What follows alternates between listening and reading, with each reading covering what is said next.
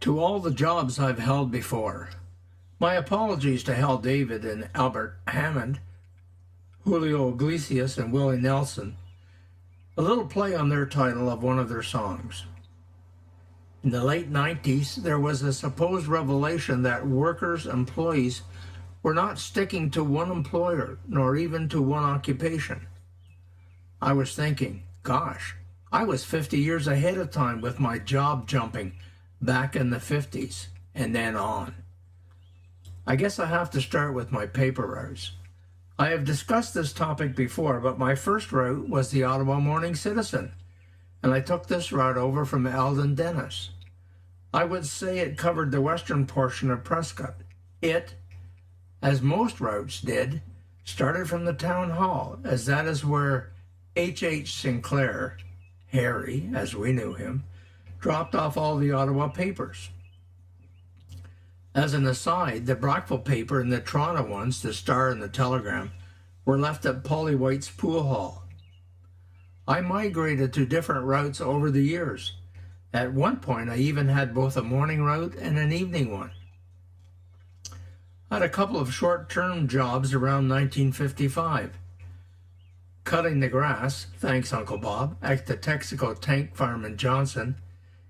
In one Easter holiday break, I worked for Canada Steamship Lines, cleaning the boilers and stacks on the inside on some of their ships that were wintered at the grain elevator in Prescott.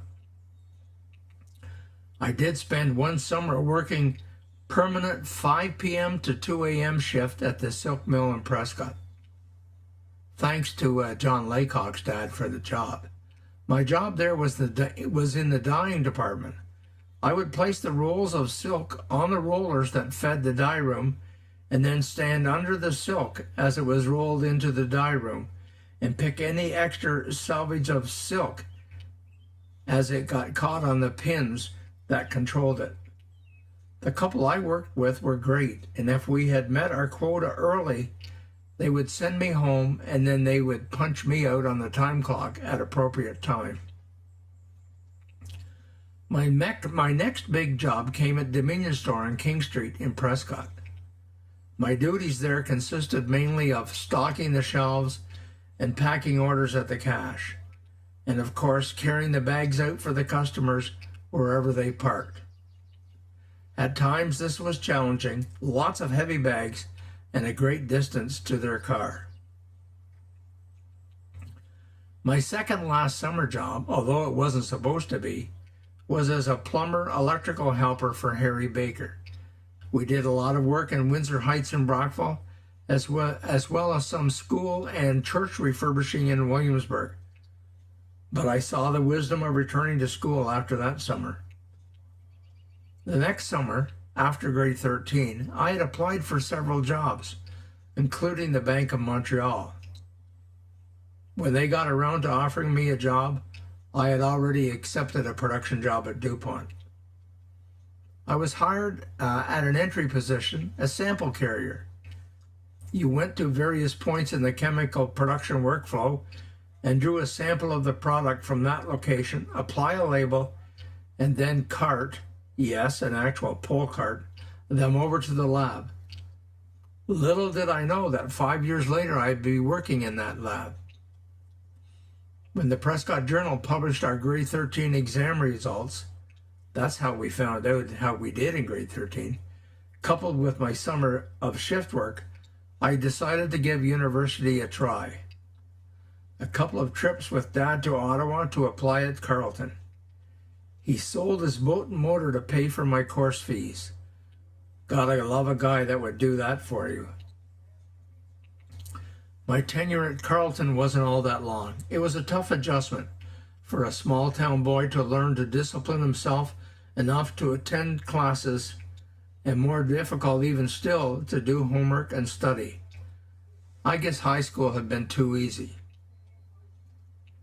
The start of the second semester, which had no study weeks back then, had me realize I was going nowhere fast in this academic environment. So the job search was on.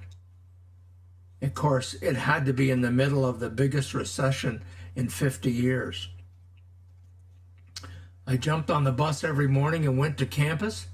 I hadn't told Uncle John or Aunt Dorothy about my plans. I would then go back uptown, check out the jobs listed on the bulletin board at the unemployment office, talk to a counselor there, and asked him about this order department posting for R.L. Crane Limited. He told me I didn't have much of a chance of getting that job, but it might be a good experience for further job applications.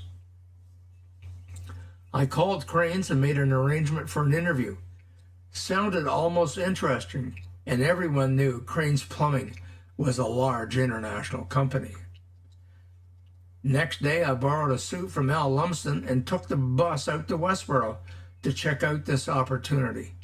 When I arrived, I was amazed at the size of the plant.